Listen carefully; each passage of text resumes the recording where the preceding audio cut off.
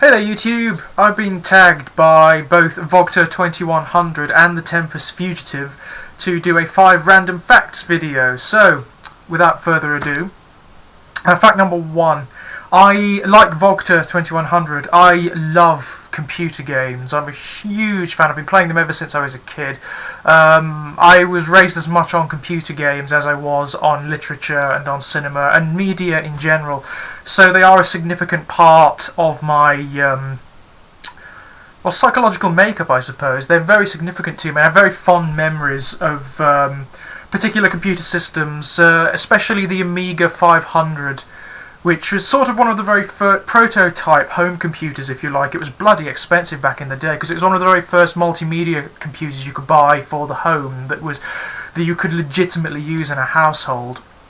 And I absolutely love it. I've still got mine. It's ancient. It's been battered about. I took it to university with me. It's been all over the place, and it still works. You hook it up to a TV, plug in a control pad or a joystick or whatever, and it still works. I don't believe that the thing still works, considering what it's been through. But I'm a huge advocate of computer games. I think that the standard perception of them that is promoted within general media, etc., and usually by people who don't play computer games, who don't know anything about them, that they are mindless, fetishistic entertainment, is completely and utterly wrong. There is that element to them, yes, there is a certain fetishistic quality to certain computer games, but I think that's it's a terrible synthesis of the reality of the situation.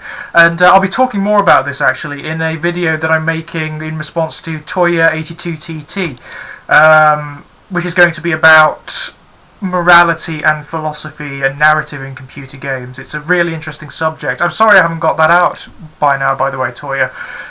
But it's a big subject, this one. It's not going to be just one video, it's going to be a series of videos, and it's taken me a while to compose how I'm going to structure everything, because I rarely write these videos down. I just usually fly by the seat of my pants, hence all the editing that's in my videos. I mean, if I actually launch these things unedited, they'd be at least 2 hours long each. Even for the ones where I review the tiny little Transformers, I waffle on about nothing at length. But yes, computer games. I think that computer games are becoming increasingly aesthetically beautiful, for one thing. The aesthetics of computer games such as the Final Fantasy series, which I adore. I absolutely love the Final Fantasy series. I think the series peaked around 7, 8. I played Final Fantasy 12 not too long ago, and it's a beautiful game, it really is, and I like the fact that they've refined the combat system so it's not turn-based anymore, but is still as engaging and as interesting. And as a computer game, it's great, you know, in terms of gameplay, it's wonderful, and it's aesthetically so beautiful, the characters are wonderfully designed, the world is beautiful, etc., etc. But the storyline, the thing that I think is principal to a Final Fantasy game is the story and the characters, which up until this point have been generally very good. Final Fantasy X was great. I wasn't that fussed about Final Fantasy IX. It just didn't grab me as much. Final Fantasy VIII, I think, the ending to that, the ending to Final Fantasy VIII. I will put up a link to a video that has the end video for Final Fantasy VIII, and it's tear-inducing. It's so beautiful, especially if you know the story, what's gone on in the body of the computer game. And Final Fantasy VII is exactly the same. Final Fantasy VII is one of the very few computer games that moved me to tears when I played it. The characters are so beautifully developed, and the story and the back mythology put many books and certainly many movies to utter shame. And I think they're examples of how computer games are increasingly becoming a very legitimate form of narrative and artistic expression. And how they can also then you've got computer games like Deus Ex. The first, I can't stand the second Deus Ex game. I hated it.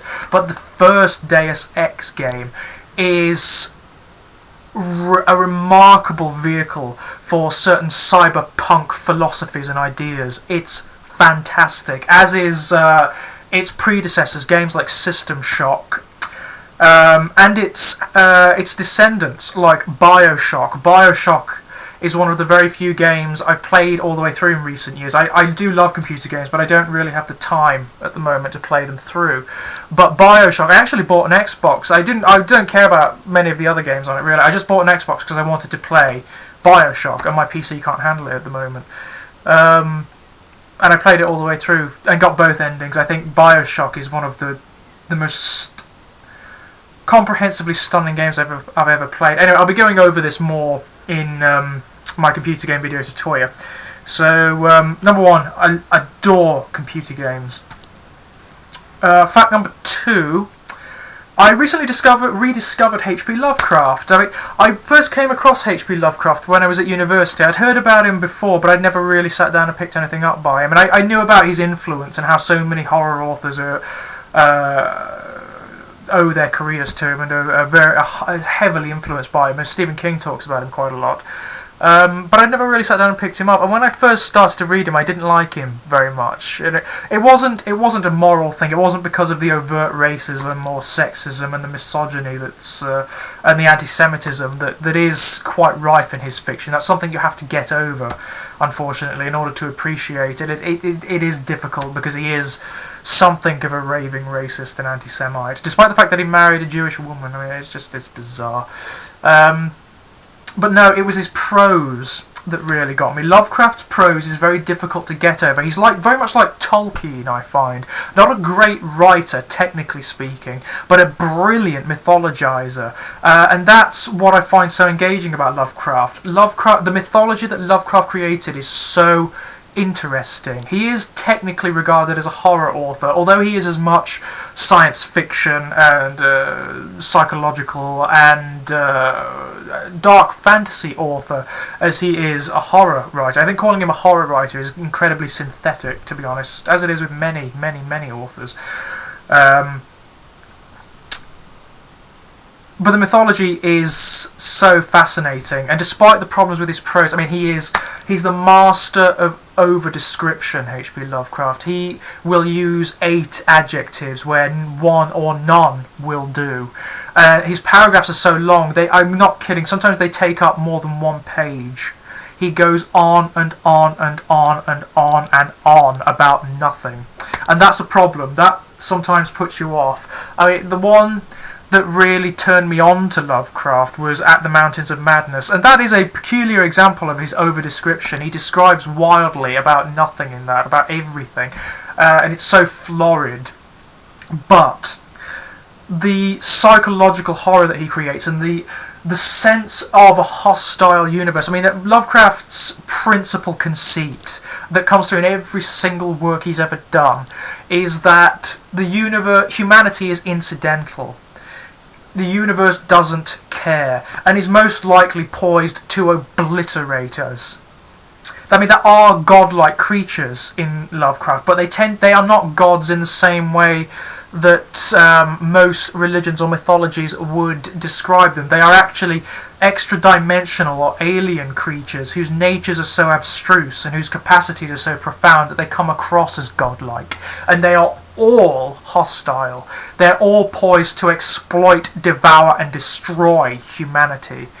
And that's a very interesting thing. He actually states that, yeah, there very well could be a spiritual dimension, if you like, or something akin to it, but don't believe you know what it is, and don't believe that it's clement. Don't believe that it's beneficent, or that it's going to care about you. In fact, in actual fact, it very well might harm you quite a bit.